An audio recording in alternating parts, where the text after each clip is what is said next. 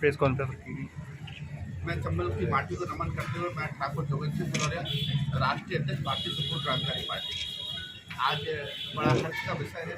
कल मैं दिल्ली में था और दिल्ली से आज मैं यहाँ निकला।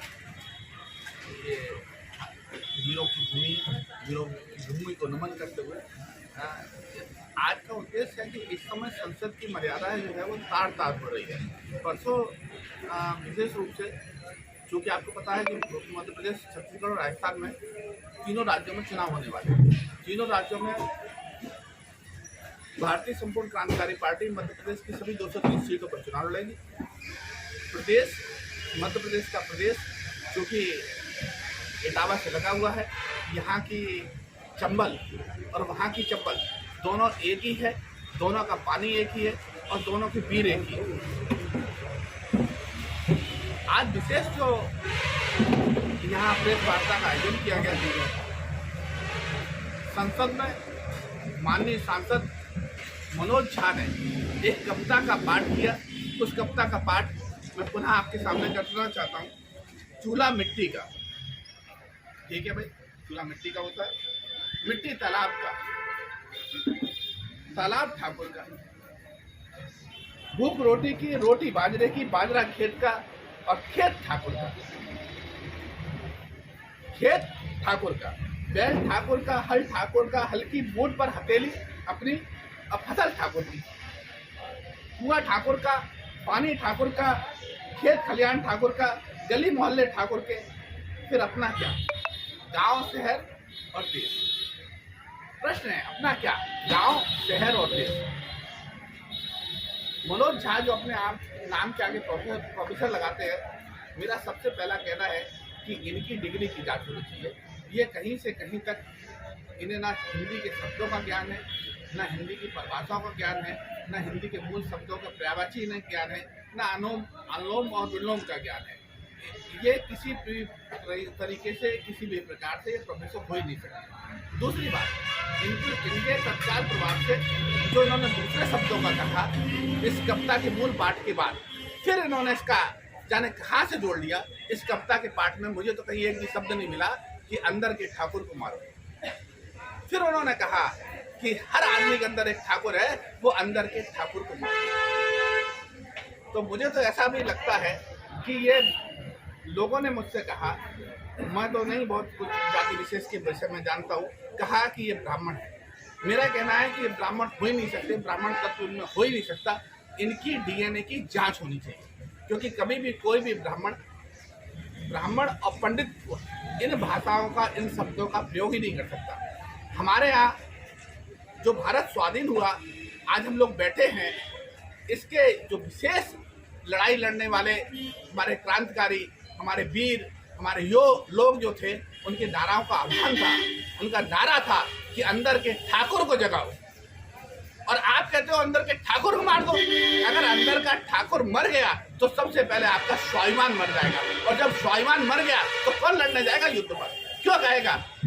हम लोग जो आज यहाँ पर, भारत जो हमारी पहचान है, सिर्फ इसलिए पहचान है कि भारतवासी अपने स्वाभिमान के लिए लड़ते हैं, स्वाभिमान के लिए रहते हैं, स्वाभिमान के लिए जिंदा होते हैं, स्वाभिमान के लिए जीते और मरते हैं।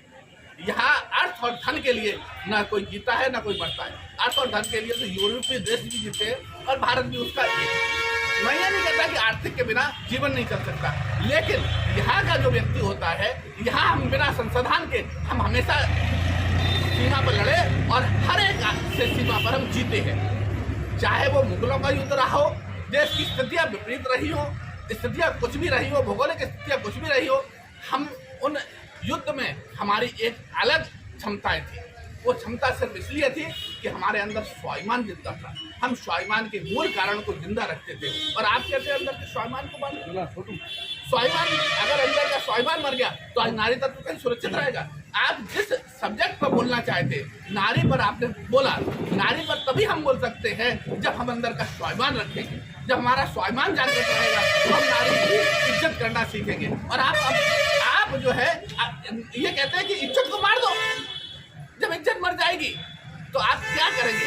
किसी भी नारी को, जिसको हम जरा सी भी स्त्री को देख लेते हैं, भगवान राम में लक्ष्मण ने कहा कि राम से कि सीता की ये पहचान, यही पद चिन्ह है। उन्होंने कहा मैंने तो कभी उसका चेहरा ही नहीं देखा।